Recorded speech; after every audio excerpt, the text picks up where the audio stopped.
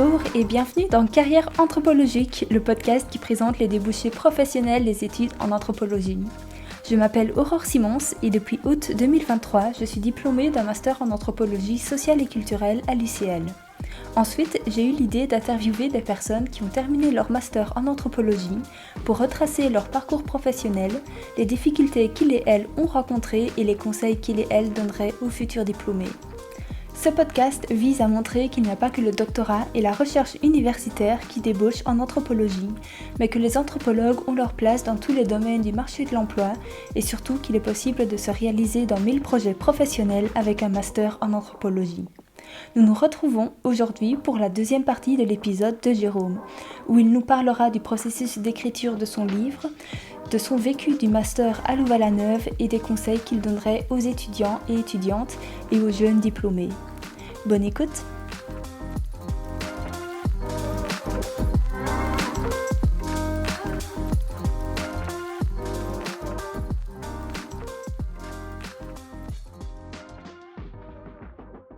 Et donc ce livre, je viens de le terminer, on vient de le terminer, et il sort au début du mois de mars. En soi, si tu veux, on pourra reparler du bouquin après, si mais oui, mais de toute façon, le bouquin, je le mettrai peut-être dans les notes du podcast, comme ça, si ça intéresse des gens, ils pourront aller voir ça. Tout à fait. Mais donc... Là, pour l'instant, tu continues la musique en parallèle... Enfin, tu as toujours continué la musique en parallèle de... Alors oui, très bonne question. J'ai toujours continué la musique en parallèle de tout ça. J'ai toujours tenu à ne pas avoir plus qu'un mi-temps en dehors de la musique. Donc c'est ce que j'avais. En fait, pendant la plupart du temps de l'écriture, j'ai rien fait d'autre. Si, parce qu'entre-temps j'ai une fille et donc je m'occupais de ma fille et qu'entre-temps on a acheté un appartement et donc on a un chantier mais voilà mais donc oui j'ai fait quasi plus de musique surtout j'en ai encore fait un petit peu. Bon voilà, j'étais aussi embarqué dans des projets où c'était pas très grave de mettre un peu en suspens. Sinon je l'aurais pas fait, je me serais débrouillé autrement. Mais là c'était possible, donc c'est ce que j'ai fait. Ce que j'ai pas dit, c'est qu'au moment où j'ai arrêté, où j'ai fini mon master, la plupart des boulots entre guillemets alimentaires, c'est-à-dire mes boulots fixes, les cours que je donnais, les orchestres que je dirigeais, etc. J'ai arrêté parce que ma fille, parce que Chloé est tombée enceinte. Donc je savais. Donc j'ai pas arrêté pile à ce moment-là. J'ai continué, mais quand Chloé est tombée enceinte, j'ai commencé à annoncer que j'allais arrêter. J'ai gardé un truc. Et donc, j'ai arrêté ça, on va dire, début 2022, comme ça. Plic-ploc, les choses se sont clôturées. Ma fille est née le 1er avril 2022. Et entre-temps, j'étais quasi libéré de ces machins-là. Heureusement, franchement, sinon je vois pas comment je pourrais faire. Et donc, tout ça pour dire que oui, et donc j'ai continué la musique, mais vraiment plutôt, comme j'avais ce travail à côté qui était relativement stable, j'ai vraiment gardé de la musique que les choses, les projets où je joue, et où il n'y a pas de... Enfin, les trucs entre guillemets les plus précaires, quoi, les trucs où il n'y a pas de garantie, de rien du tout. Donc j'ai lâché toutes les choses qui étaient plus stables et plus fixes, en me disant que ça c'était remplacé par autre chose qui était en dehors de la musique. Et donc là maintenant c'est aussi ça que je vise, c'est de garder de la musique que les choses... que les choses où je suis sur scène, quoi. Pas les trucs de donner cours, de diriger, de machin.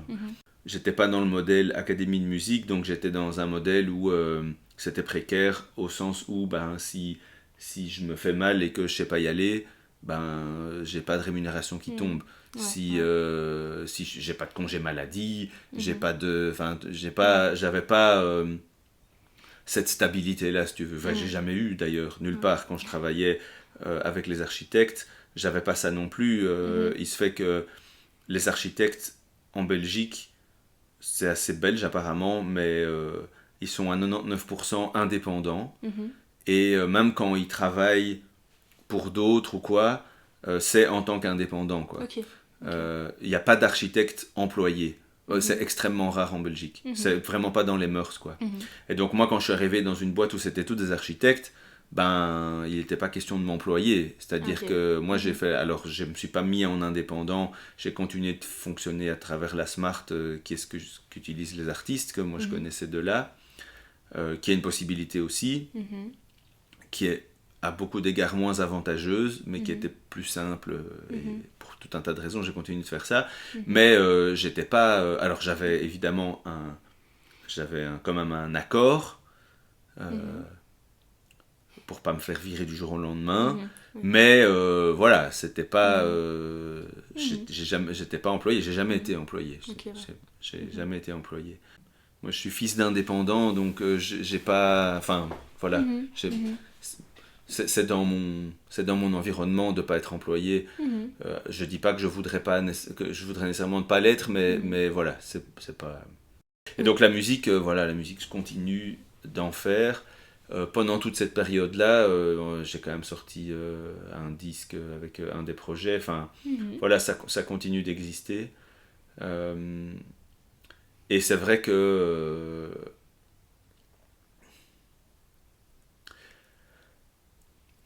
là où il y a où ça soulève un questionnement qui est pas inintéressant, c'est que pour se professionnaliser dans le monde musical, dans le monde de l'art, moi je l'ai fait pendant longtemps avant les études, mais c'est vrai que c'est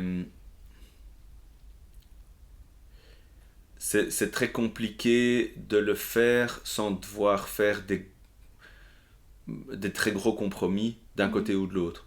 Soit des très très gros compromis sur son niveau de vie, c'est-à-dire vraiment gagner rien du tout et méga galérer. Et en fait, ça, quand on a un enfant et tout ça, ça devient plus compliqué. C'est parce que c'est quand même ce que j'ai fait pendant une partie de ma vie. Mais après, voilà, ça change.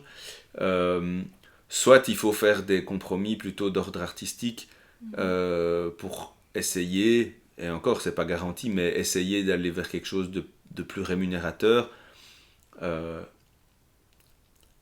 Et donc voilà, ça c'est quand même un enjeu compliqué. Et donc je pense qu'une des raisons pour lesquelles j'ai cherché du boulot ailleurs aussi, c'était parce que ça m'intéressait, c'est parce que c'est une partie de moi.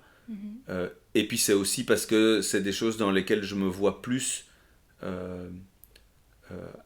avoir quelque chose de stable qui me permette de faire la musique vraiment comme j'ai envie et sans avoir besoin sans avoir besoin d'en vivre. Et d'avoir une plus grande liberté là-dedans,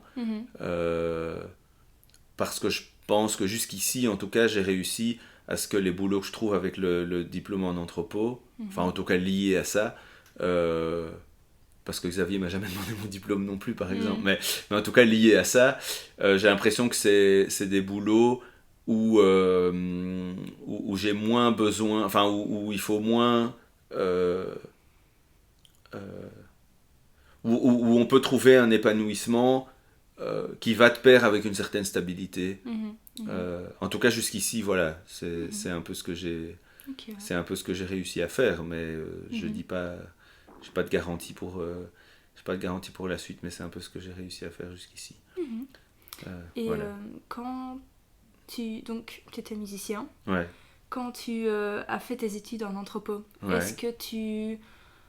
Est-ce que tu avais un projet professionnel particulier en commençant ces études? Est-ce que tu te dis, ah mais tiens, l'anthropo pourrait m'apporter ça pour ma carrière ou pour faire de musicien ou je voudrais peut-être me diriger là-dedans ou quoi? Pour moi, ça n'allait de toute façon rien à voir avec la musique. Et à un moment, je sais plus qui m'avait dit, mais peut-être que tu pourrais parler plutôt genre d'ethnomusicologie, vu que tu es musicien, tu pourrais jouer cette carte de l'ethnomusicologie, puisqu'en plus j'ai joué dans des groupes avec des musiciens qui venaient d'Afrique ou des choses comme ça, donc j'avais un peu... Mais je m'intéressais pas à l'ethnomusicologie, enfin c'était un peu... Donc pour finir, j'ai vraiment été honnête là-dessus, j'ai pas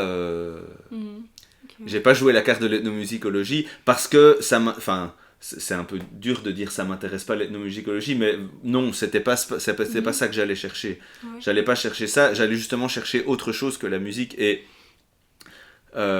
c'est drôle parce que donc ma mère, elle a un parcours très universitaire, vu qu'elle a fait médecine. Bon, la psychanalyse c'est pas universitaire, mais après elle a été refaire l'anthropologie. Et mon père, lui, ben il a toujours été artiste.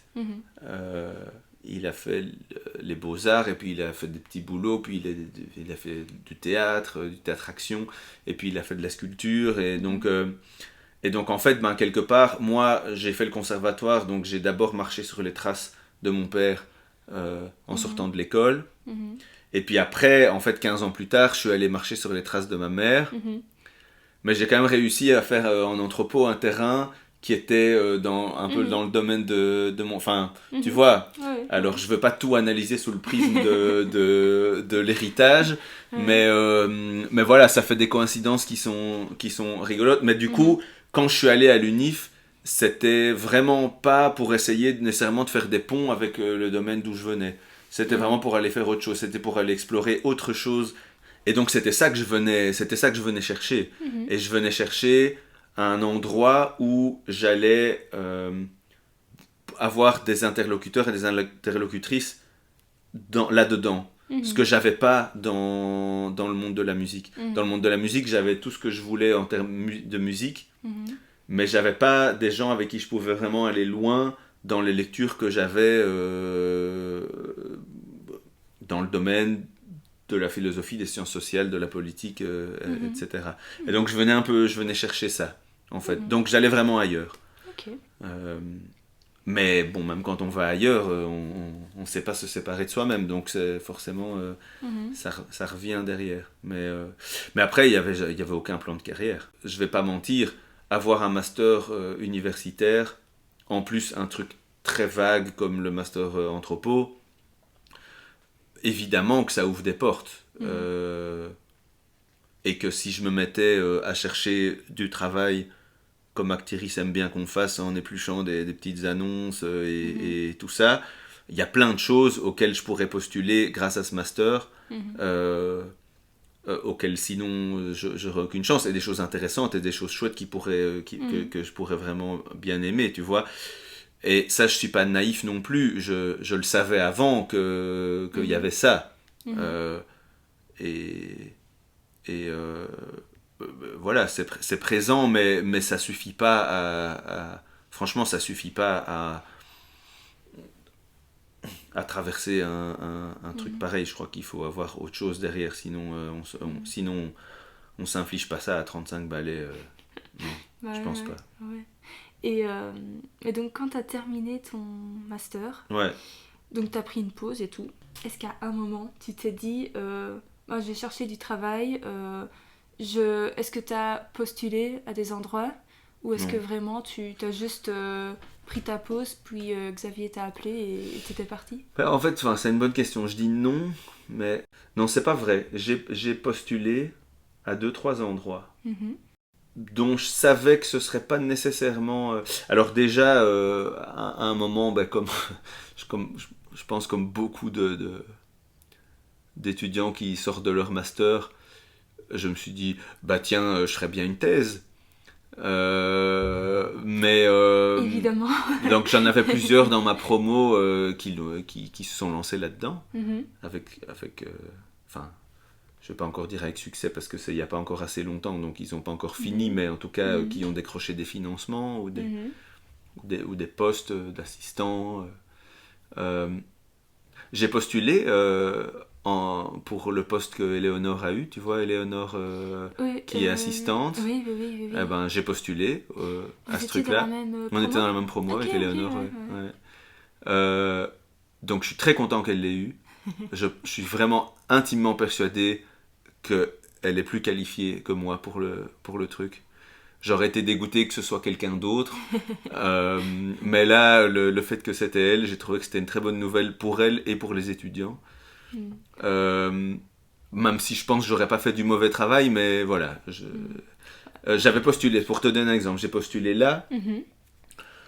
J'ai pas envisagé de faire une thèse. Bon voilà, j'ai pas été jusqu'à faire un projet et commencer à chercher des financements. J'ai vu les autres le faire, je me suis dit, oh là là. J'ai postulé un petit peu dans le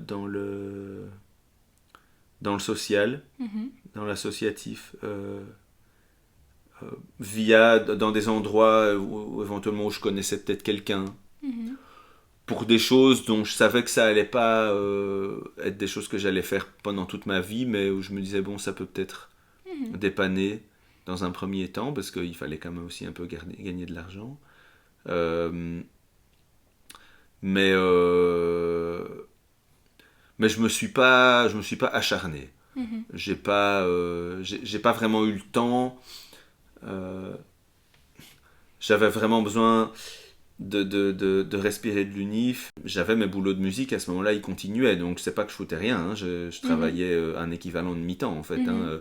C'était un horaire décalé, mais c'était genre 15-20 heures semaine, tu vois. Donc la pause, si tu veux, c'était une pause par rapport au rythme infernal que j'avais eu pendant l'UNIF, mais c'était pas totalement une pause. Bon, c'est pas grave, hein, on a le droit de prendre des pauses totales aussi, c'est très bien. Hein, donc mais donc voilà, je me suis pas acharné. Et puis voilà, ce truc m'est arrivé un peu miraculeusement. Et les candidatures que tu avais faites avant? Ça n'avait pas marché. Ok. Non. Ça n'avait pas marché. Mais j'en ai fait très peu. Hein. Et il y a un truc où j'ai eu un entretien. Okay. Mais je suis un incompétent total sur le marché de l'emploi, parce que avant ça, c'était dans la musique, donc ça fonctionne pas pareil. Donc j'ai dû à un moment, parce que l'ONEM m'a obligé faire des recherches d'emploi classiques, envoyer des CV, des lettres de motivation. Je trouve ça extrêmement difficile et en plus parfaitement inutile dans mon cas. Je suis un très mauvais interlocuteur en termes de le marché de l'emploi. J'ai pas beaucoup. C'est très bien, hein. Enfin, j'ai beaucoup de chance hein, de ça. Oui, mais c'est pas grave du tout. C'était juste pour savoir un peu de ce côté-là, parce que je pense que la plupart des diplômés en anthropologie n'auront pas forcément. Quelqu'un qui va les appeler, c'est sûr. Mais je pense que par contre, le terrain. Enfin, ça dépend du terrain, c'est pas une généralité. Mais des terrains peuvent. Je pense que mon cas, c'est un exemple, mais c'est pas l'unique occurrence d'un terrain qui débouche sur une possibilité de boulot derrière. Est-ce que tu conseillerais du coup de peut-être faire, d'associer le terrain et le stage? Parce que le stage en anthropo est optionnel. Ouais, moi je connais personne qui a fait de stage. Moi je n'en ai pas fait. Non. Mais non, je pense que c'est une mauvaise idée de penser son terrain en termes de. Alors non, une mauvaise idée. Je pense qu'il y a deux choses. Je crois qu'il y a des étudiants qui calculent en se plantant ou en se plantant pas leur terrain dans un plan de carrière qui vise à une carrière universitaire derrière. Donc tu vas avoir, et même déjà dès le jury, tu vas avoir des étudiants qui vont se dire je vais faire un jury sur ça, je vais faire un terrain sur ça, comme ça mon mémoire sera sur ça, et comme ça après je vais faire une thèse sur ça. Voilà, moi je m'abstiendrai de commentaires là-dessus. Grand bien leur face si ça fonctionne. Et puis derrière, il y a... en tout cas, ça, il y a une logique que je comprends. C'est une logique carriériste qui m'est très étrangère, on va le dire comme ça. Mais je la comprends quand même. Se dire, au moment du choix d'un terrain, je vais choisir un terrain qui pourra peut-être me donner des possibilités professionnelles plus tard, ça, je pense que... Je dis pas qu'il faut pas le faire, mais je pense que c'est quand même très foireux, parce que en fait, quand on choisit un terrain, on n'a vraiment aucune idée de ce qu'on va rencontrer. Vraiment C'est aucune. sûr. Et donc on se fait une idée, et donc je pense que c'est dangereux et foireux parce que on va pas faire vraiment son terrain, on risquerait, je pense, de rester attaché à ce qu'on s'est imaginé que le terrain ferait. Ok, ouais. Et donc moi je pense que c'est dangereux. Alors c'est inévitable, on arrive avec des attentes et avec des idées préconçues sur un terrain, c'est parfaitement normal, je vois pas comment on pourrait faire autrement, il n'y a aucun problème avec ça, mais par contre, il faut arriver à s'en défaire. C'est ça le principe du terrain. Ouais.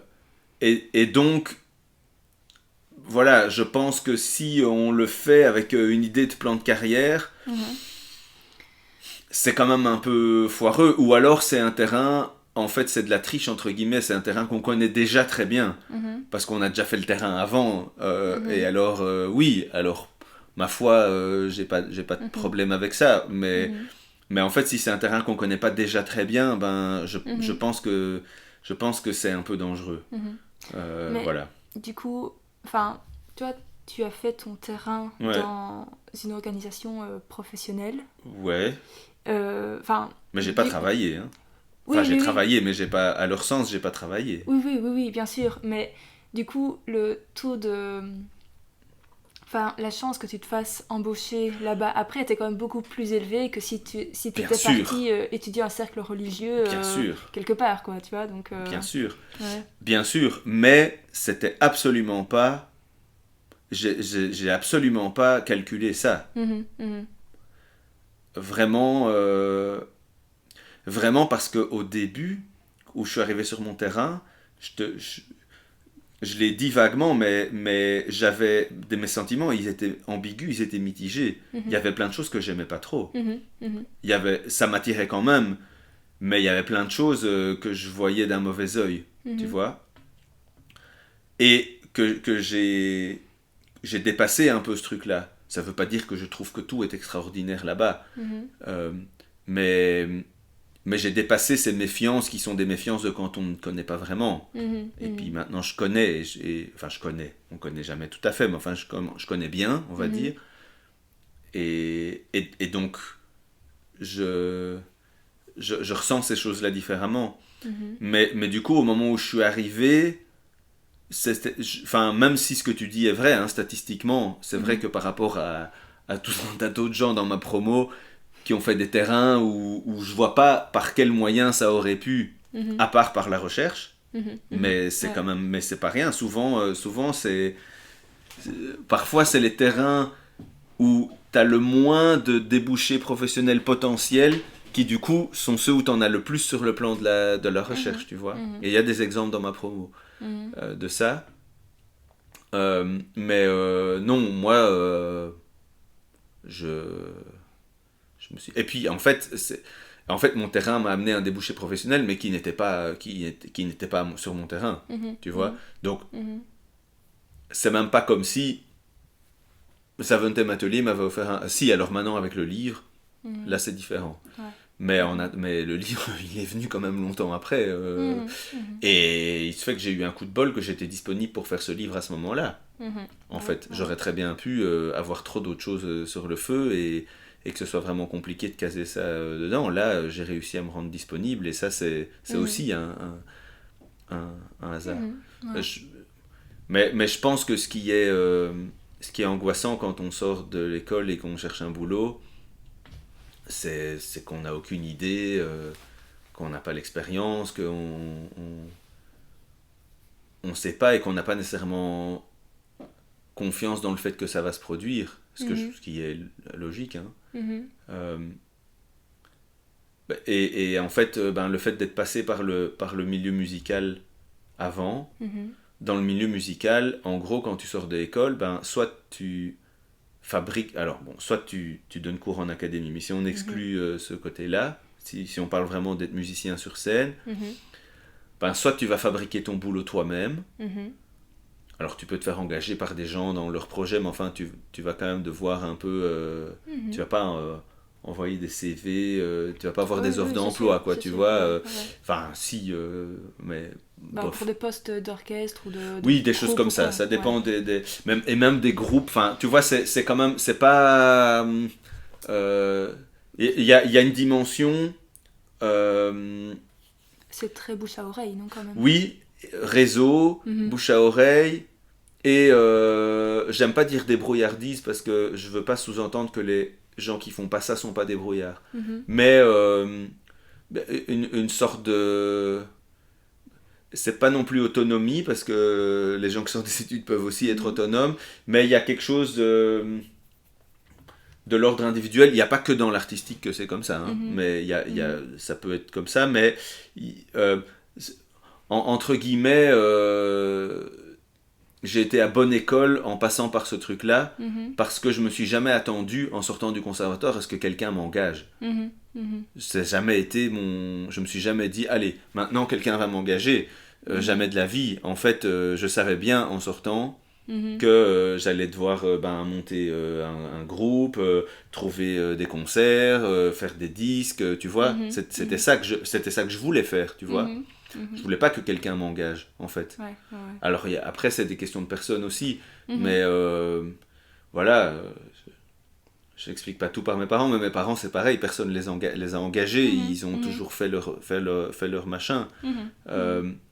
Et je pense que l'UNIF prépare probablement un peu moins à ça que ne le faisait le conservatoire, et en particulier dans l'ancien système dans lequel moi j'ai été, qui était un système où en tant qu'étudiant on était extrêmement autonomisé, parfois de façon brutale, hein. Mais je pense que le master en anthropologie, c'est quand même un master très large, dans lequel, en fait, il y a plein de choses à inventer à la sortie. Il y a moyen un peu de s'inventer son boulot. On a beaucoup de cordes à notre arc, quoi. Ce qu'on apprend, notamment sur le plan relationnel, sur le plan analytique. Et par contre, ce qui compte, c'est... En fait, ce qu'on veut dans ce monde-là, c'est des réponses. Et ce qu'on apprend en anthropologie, c'est qu'il n'y a pas de réponse. Et on apprend aussi surtout à poser des questions voilà. Avant tout, quoi.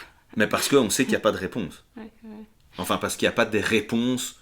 Parce qu'on sait que chaque réponse, c'est jamais qu'une nouvelle question, ou en tout cas une nouvelle façon de configurer le questionnement. Donc on n'est pas déçu qu'il n'y ait pas de réponse. On apprend ça, on apprend à ne pas être déçu qu'il n'y ait pas de réponse. Parce que ce qui est intéressant, c'est la question. C'est pas la réponse. Mais dans le monde de l'entreprise, ce qu'on vend, c'est des réponses. Et en fait, que le questionnement soit intéressant ou pas, tout le monde s'en fiche. Ce qu'on veut, c'est une réponse qu'on va pouvoir vendre. Et ça, c'est difficile quand on est là. Parce que on peut trop facilement, surtout quand on est anthropologue et les gens ne savent pas ce que ça veut dire, on peut vraiment tomber soi-même, être poussé, mais du coup finir par aller dans un peu un rôle de ce qu'on pourrait appeler un tautologue, comme on voit sur les plateaux TV, des sortes de personnages qui ont un avis sur tout. Et alors cet avis serait légitimé par un diplôme en anthropologie. Comme je suis diplômé en anthropologie, que l'anthropologie c'est les savoirs de l'être humain. Moi je sais des choses sur l'être humain. Et donc je peux déblatérer mes opinions, mais c'est des opinions informées par quelqu'un qui sait les choses sur l'être humain. Et ça c'est super dangereux. Parce qu'il n'y a personne pour contredire. En fait ils attendent que ça. En fait. Je dis pas, dans mon cas, Xavier c'était un type malin, enfin les gens à qui j'ai eu énormément de chance. Mais globalement, les autres gens que j'ai vus dans ce milieu-là, à qui j'ai eu affaire, en fait c'est ça, en fait ils attendent que ça. C'est d'avoir un type qui va venir leur dire des réponses, des vérités. En fait ils s'en foutent même si c'est vrai ou si c'est pas vrai. Ce qu'ils veulent, c'est que tu puisses le vendre. Okay. Et alors à ce moment-là, ils sont contents. Je caricature un peu, mais c'est important pour bien comprendre.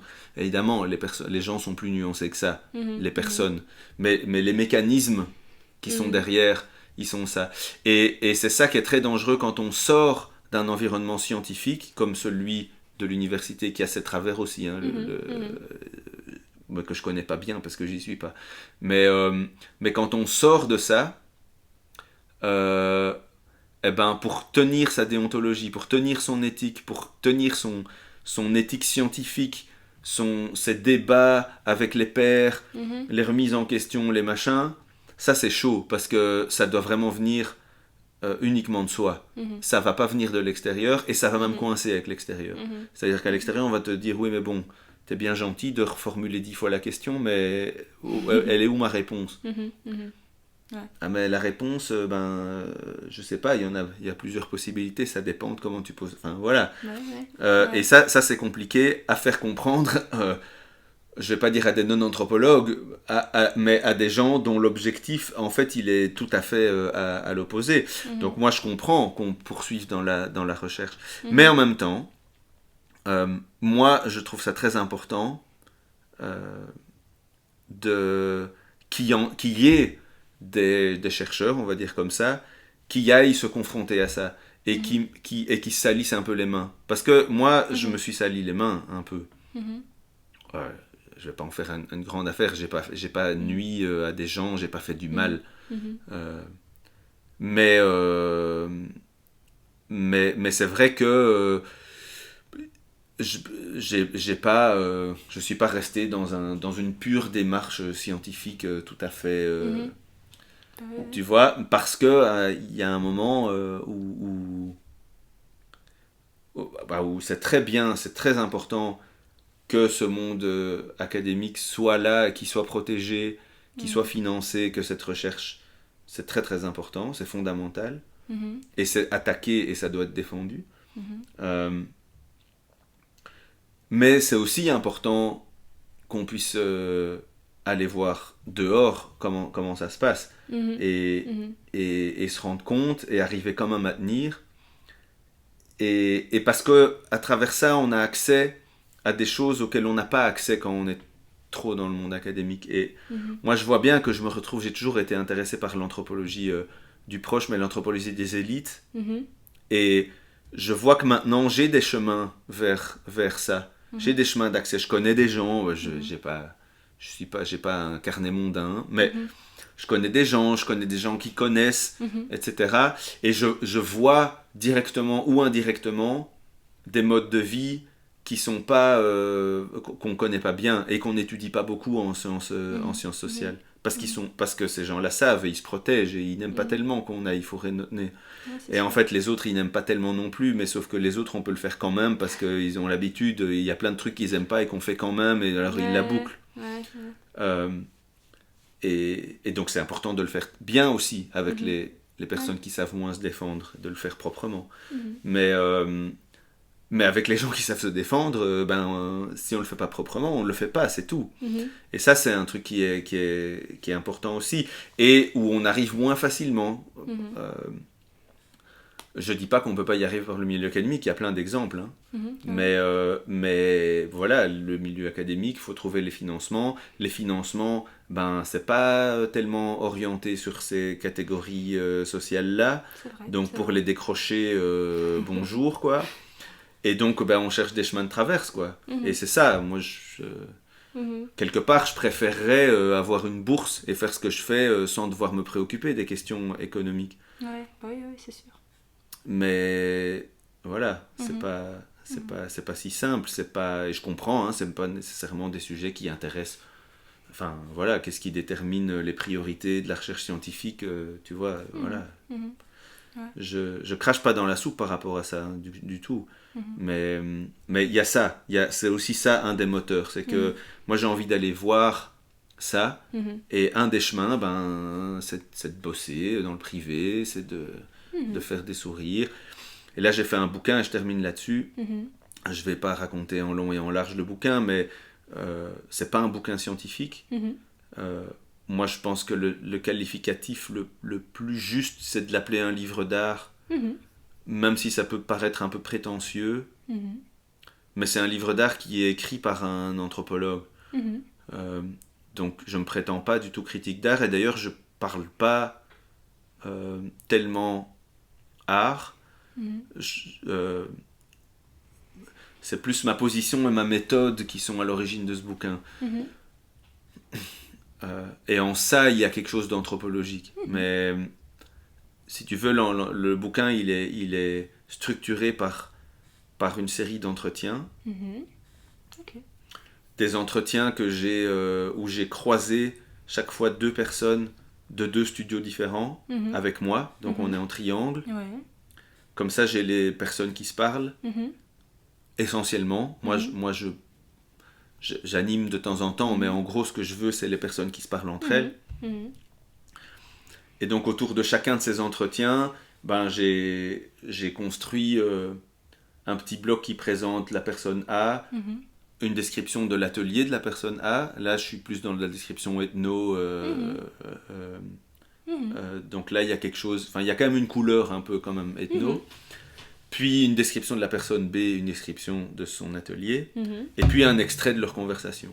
Okay. Et dans les descriptions, je mets beaucoup de citations. J'ai fait beaucoup d'entretiens, j'ai beaucoup enregistré. Donc dans mes présentations, en fait, c'est un livre où je donne essentiellement la parole aux gens de mon terrain. Et puis moi, je mets ça en musique quelque part. Et puis moi, je prends la parole un peu au début. Je prends la parole un peu à la fin, mais pas grand-chose, et je rentre pas dans des choses très analytiques. Mais par contre, en fait, comme je les connais depuis longtemps, que je suis dans la place depuis longtemps, que je comprends ce qu'ils font, en toute humilité, hein, je connais pas tout, je comprends pas tout, mais en tout cas plus que beaucoup de gens. En fait, les entretiens que moi je fais avec eux, les choses qui se disent, c'est pas du tout les mêmes choses que ce qui se dirait avec un type qui débarquerait et qui viendrait faire son machin. Je dis pas qu'il pourrait pas faire un truc chouette, certainement, mais quelque part, la richesse ici, c'est que tout le monde me connaît. Et c'est que quand les gens me parlent d'un truc, je comprends, parce que je sais ce qu'ils font, parce que je sais leur travail. Quand ils parlent entre eux, je comprends, j'ai les références. Et puis, ils sont détendus, ils parlent pas avec un inconnu, tu vois. Donc, il y a, pour moi, ce que j'ai essayé de rendre, c'est quelque part une forme d'intimité, tout en restant, pas du voyeurisme, tu vois, mais vraiment de rendre un peu l'intimité du quotidien et la dimension humaine, vraiment humaine et sociale, de ce qui se passe dans ce truc-là, et leur travail transparaît, et puis il y a les images, et puis ils en parlent de leur travail, tu vois. Mais c'est une sorte de visite de ce groupe d'humains-là. Évidemment, comme c'est un livre entre guillemets à vocation commerciale, c'est un petit peu lissé, tu vois. Même quand des gens me disent des choses qui sont un peu plus qui coincent un peu, c'est pas ça que j'ai mis. Tu vois, il y a de temps en temps des petites choses. J'ai pas rendu le truc juste complètement insipide, mais c'est sûr que j'ai vachement arrondi. C'est un livre chouette, tu vois. C'est un livre, c'est pas un livre où il te prend la tête, et c'est pas un livre où on critique. C'est un chouette. Enfin, j'espère que les gens le trouveront chouette. En tout cas, les gens qui ont lu, etc. Pour le moment, c'est ça. Et c'est une rencontre, voilà, avec des gens, tu vois. Donc c'est plein de compromis. C'est pas du tout une monographie anthropologique. Il n'y a pas vraiment d'analyse scientifique, et ça respecte pas strictement la méthode anthropologique, puisque par exemple les transcriptions d'entretiens, elles sont plus comme on fait en journalisme, c'est-à-dire que j'ai aussi beaucoup lissé. En plus, le livre en fait il paraît en anglais, donc moi j'écris en français, mais il est traduit vers l'anglais. Évidemment, les citations, elles sont améliorées, elles sont pas, enfin tu vois, c'est beaucoup plus, enfin c'est structuré, il y a des choses qui sont pas dites, donc ça n'a pas la prétention d'être ça, mais ça a la prétention d'être écrit à partir, et je pense que ça c'est intéressant pour quelqu'un qui est anthropologue ou qui s'intéresse à ça, c'est quand même la position que moi je me suis fabriqué dans ce groupe-là. Et ça, c'est la position d'anthropologue. Et moi, pour moi, l'intérêt, on va dire, dans le domaine de l'anthropologie, de ce bouquin, il est là, tiens.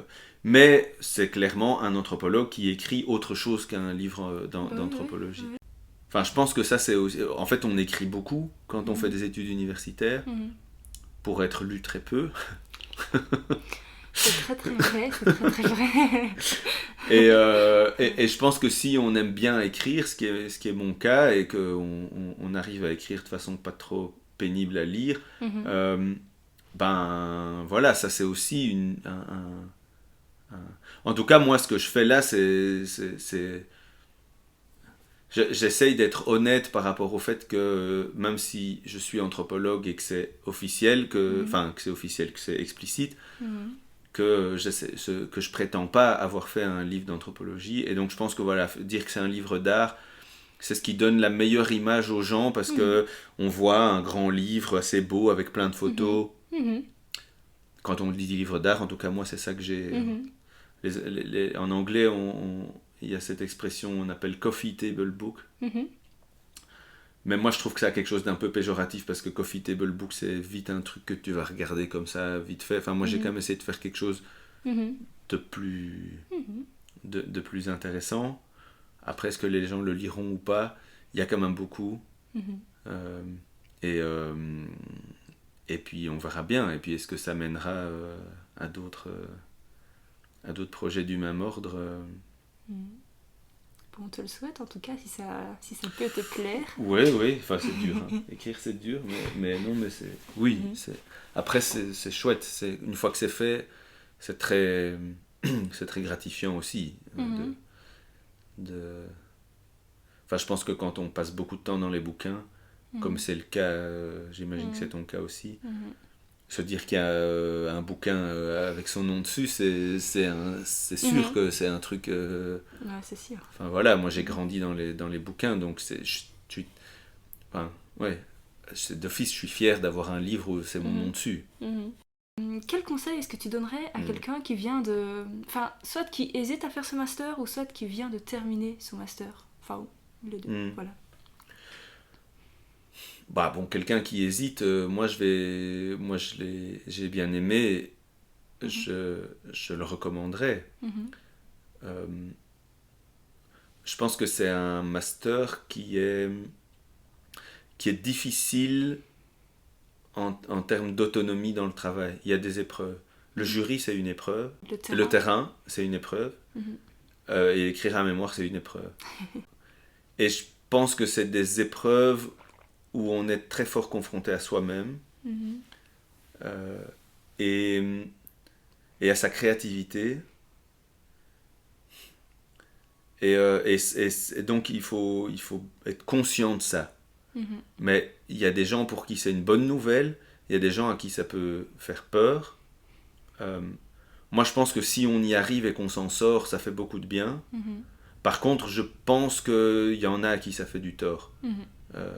Qui s'en sortent pas, et à qui au final ils auraient peut-être mieux fait de pas le faire. Donc je conseillerais pas d'y aller les yeux fermés. Je conseillerais d'y aller avec cette connaissance de cause, mais que ça va pas être que dur, c'est aussi super chouette et agréable. Le terrain, c'est génial, un terrain. Enfin bon, moi j'en ai fait qu'un. Il y a des personnes qui ont des très mauvaises expériences de terrain, voilà. Il y a des terrains qui se passent mal. Il y a des terrains qui se passent mal, mais je pense que comment je vais dire, avoir l'occasion de faire ça, c'est comme inouï, quoi. Ouais, c'est une belle opportunité. Après, moi, c'est bizarre, je l'ai fait très tard. Franchement, je sais pas comment j'aurais réagi si j'avais dû faire ces études-là quand j'avais 18 ans. Je sais vraiment pas comment je les aurais vécues et comment je les aurais...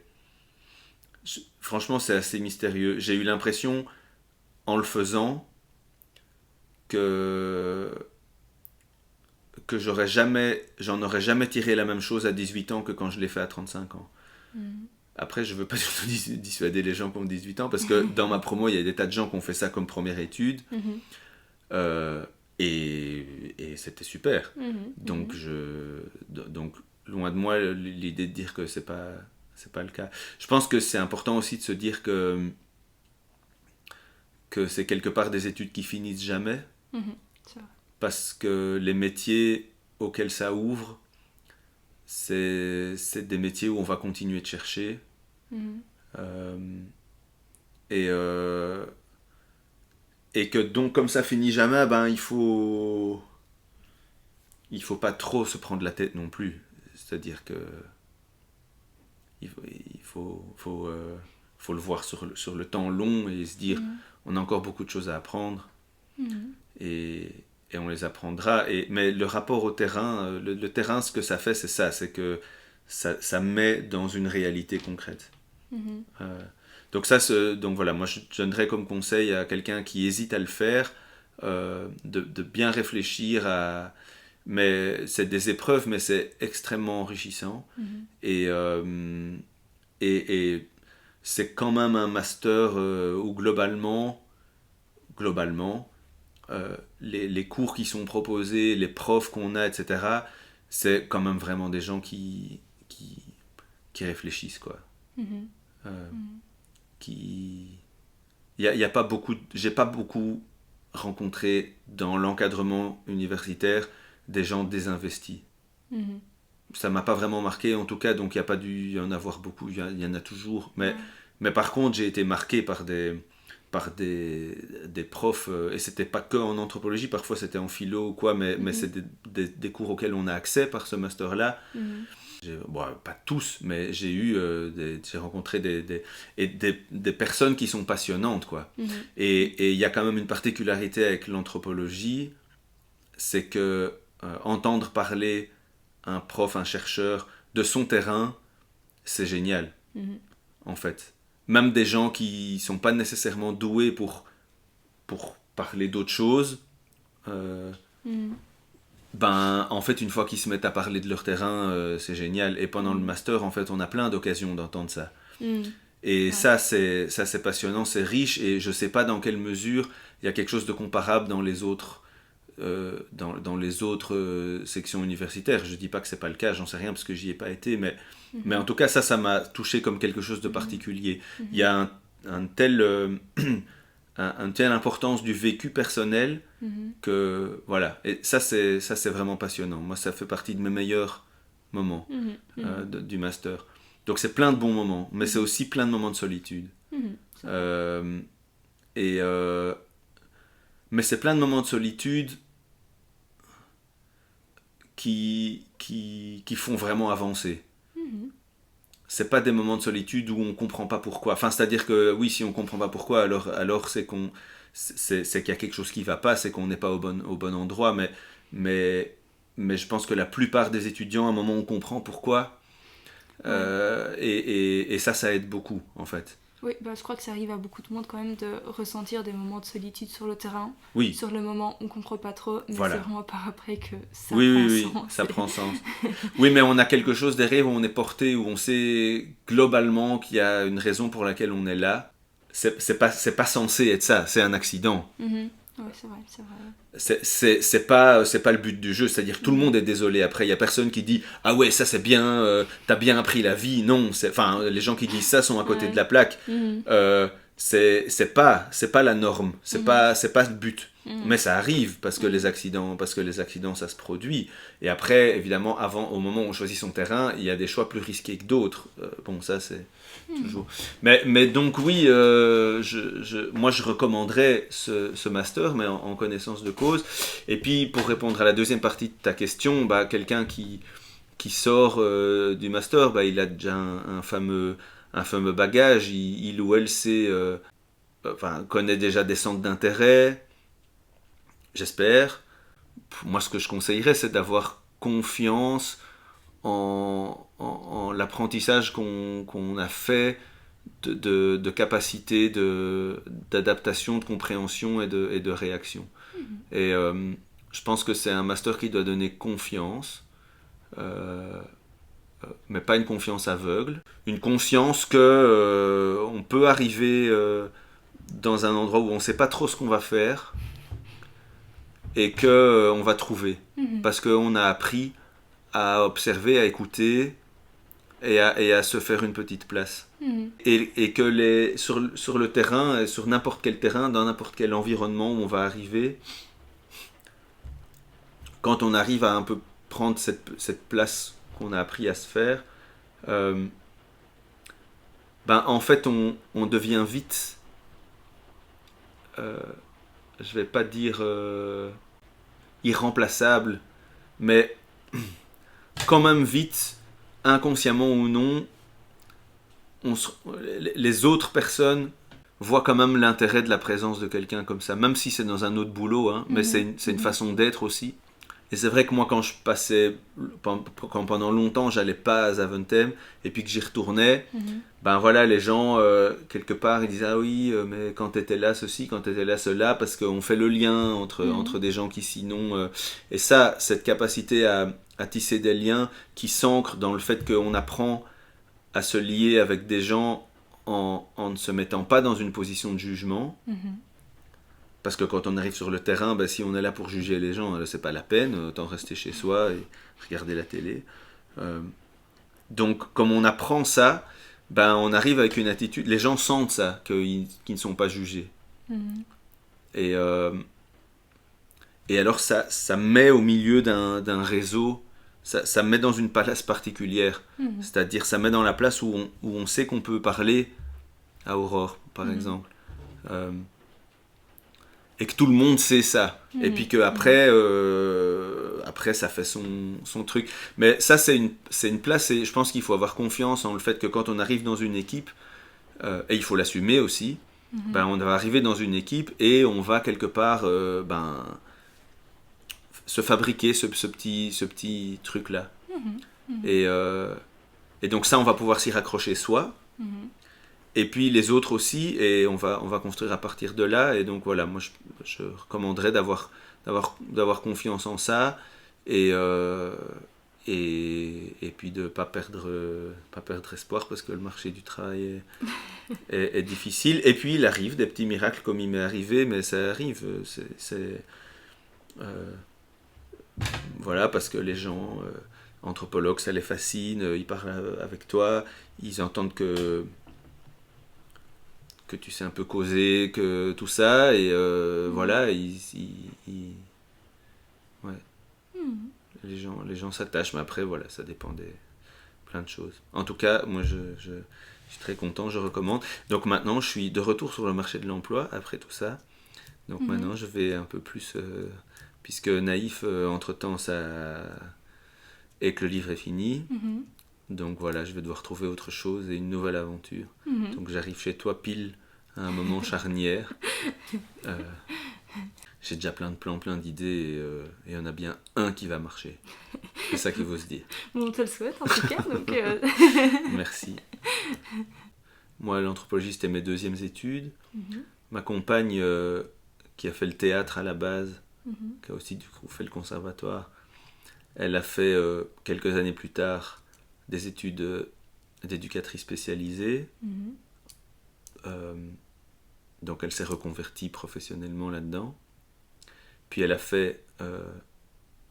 puis moi j'ai fait mon master. Et puis elle a fait un truc qui est à l'UCL aussi, qui s'appelle certificat universitaire en santé mentale en contexte social. Elle a fait ça.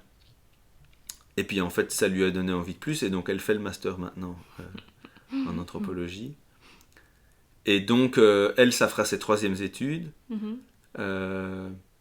Donc ça veut dire que après c'est mon tour.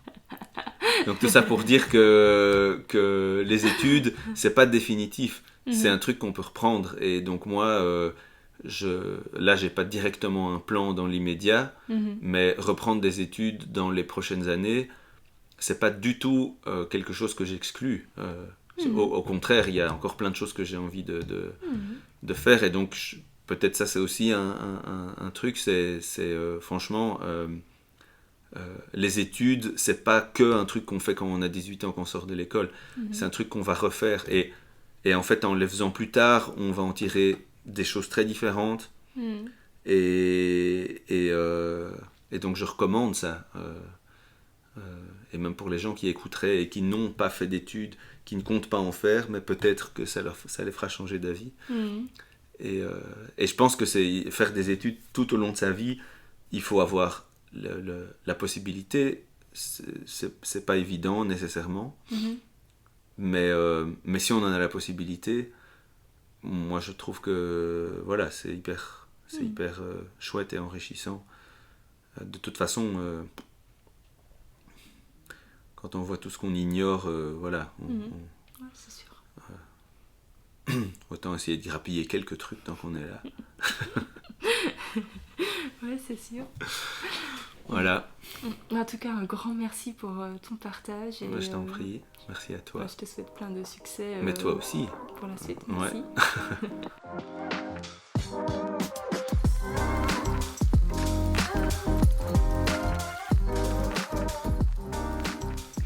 Merci d'avoir écouté ce podcast. J'espère qu'il vous aura aidé et inspiré.